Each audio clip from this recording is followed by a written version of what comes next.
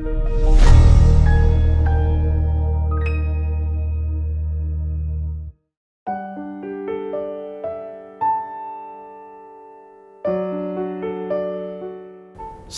sahabat rohani yang dikasihi Tuhan Yesus Kristus. Sebelum kita memasuki renungan ini, mari kita berdoa.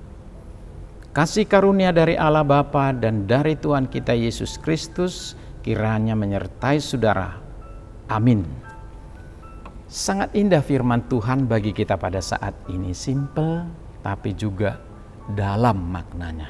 Dari Keluaran 20 ayat 16. Jangan mengucapkan saksi dusta tentang sesamamu. Jangan mengucapkan saksi dusta tentang sesamamu. Saudara-saudaraku yang dikasihi Tuhan, tema yang kita ambil dari teks ini sebenarnya jangan berdusta. Membiasakan diri untuk tidak berbohong adalah satu cara untuk menjadi pribadi yang berkualitas. Sahabat rohani yang dikasihi Tuhan, sebuah penelitian membuktikan bahwa 91% orang telah biasa berdusta. 91%. Berkaitan dengan hal-hal yang dianggap sepele.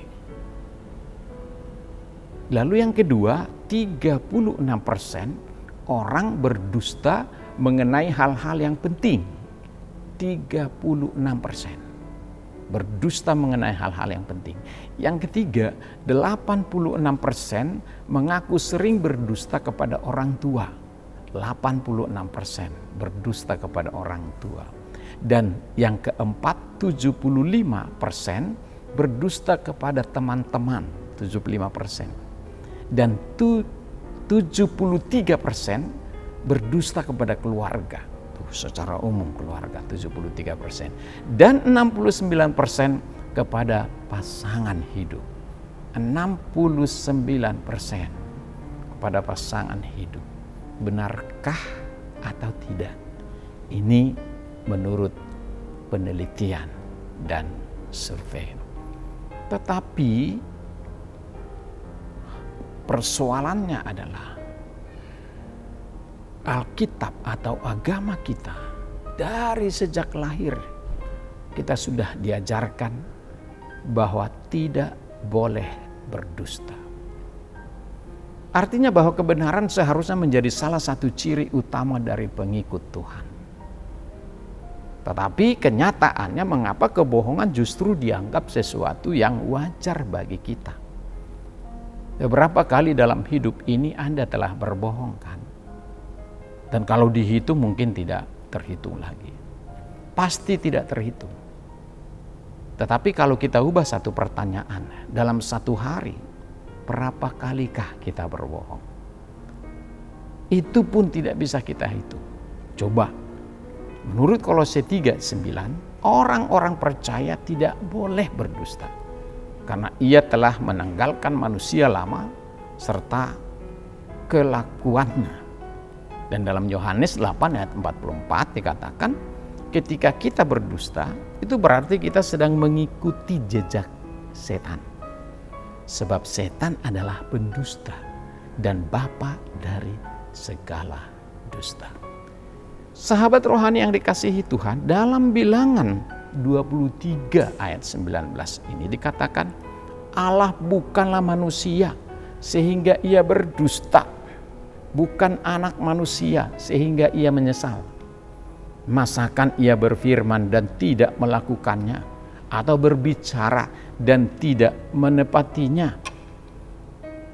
Nats ini mengungkapkan bahwa Allah bukan saja tidak berdusta, tetapi Allah sungguh-sungguh orang yang sangat sempurna. Tuhan yang sangat luar biasa dan selalu konsisten dalam setiap kata dan perbuatan. Di Amsal 6 ayat 16 sampai 19. 6 perkara ini yang dibenci Tuhan. Bahkan 7 perkara yang menjadi kekejian bagi hatinya.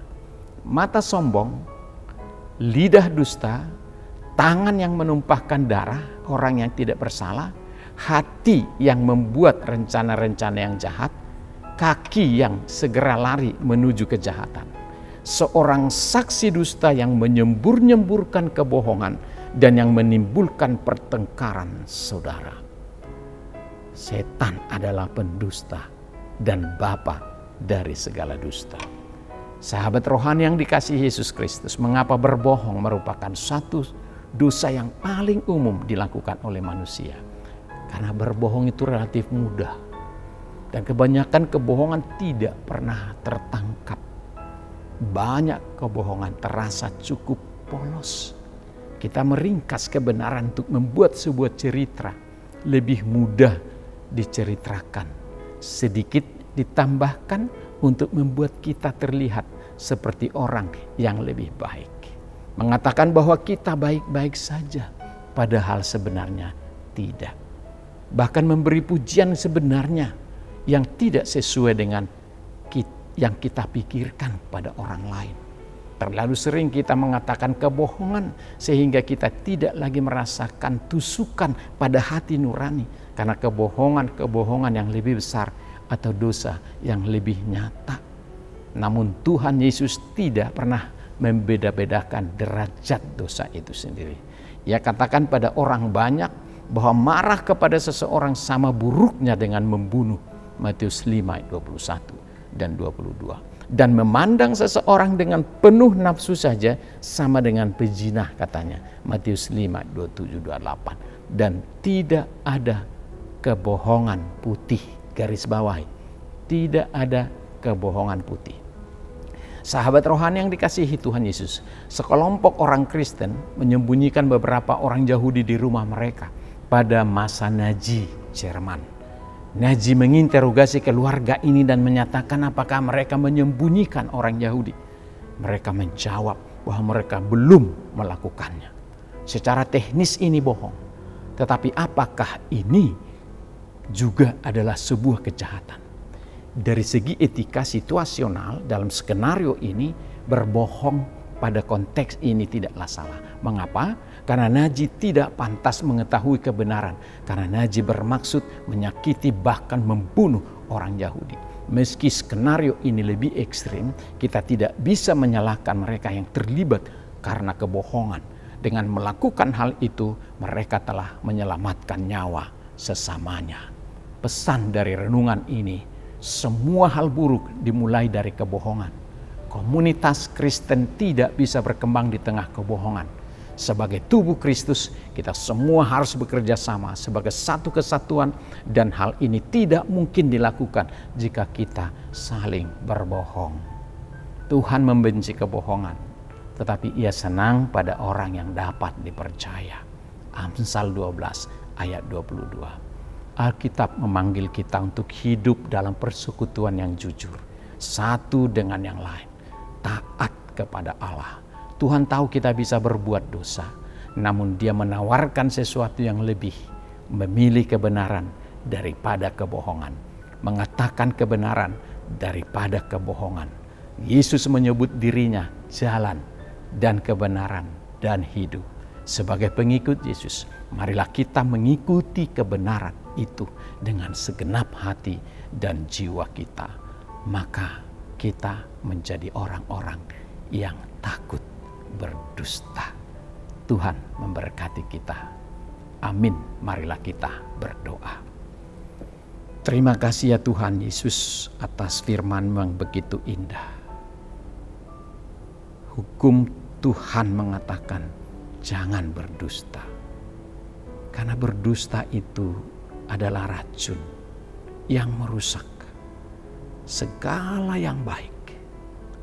Sekalipun dusta boleh menyelamatkan, tetapi sesungguhnya dusta tetaplah dusta. Dosa tetaplah dosa.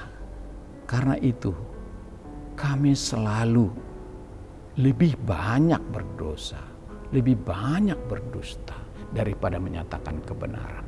Terkadang kami tidak takut mengatakan itu. Bahkan kami lebih takut ketahuan berdosa, berbohong, daripada tidak berbohong. Oleh karena itu kami semakin hari semakin menambah kebohongan. Akhirnya kami menjadi orang-orang yang jahat di mata Tuhan. Tapi Tuhan juga maklum. Karena itulah Tuhan datang ke dunia ini agar dosa kebohongan kami, kejahatan kami diangkat oleh darah Yesus. Asal kami mau mengakui dosa kami dan percaya kepada Yesus. Untuk itulah kami merasa bahagia karena Yesus Juru Selamat kami telah menjadi tumbal akan dosa-dosa kami dan mengangkat semua kekotoran yang ada pada jiwa kami. Maka lahirlah menjadi manusia baru karena darah Yesus. Untuk itu ya Tuhan, ajar dan bimbing tuntun kami senantiasa untuk berjalan di jalan kebenaran dan mengatakan kebenaran melalui mulut, hati, dan pikiran kami. Karena dengan kebenaranlah kami ada selalu bersama Tuhan untuk menjalani kehidupan kami. Ajar kami untuk takut berdusta, karena dusta adalah kejahatan yang luar biasa. Terima kasih Tuhan, dalam nama Tuhan Yesus kami berdoa dan mengucap syukur. Amin.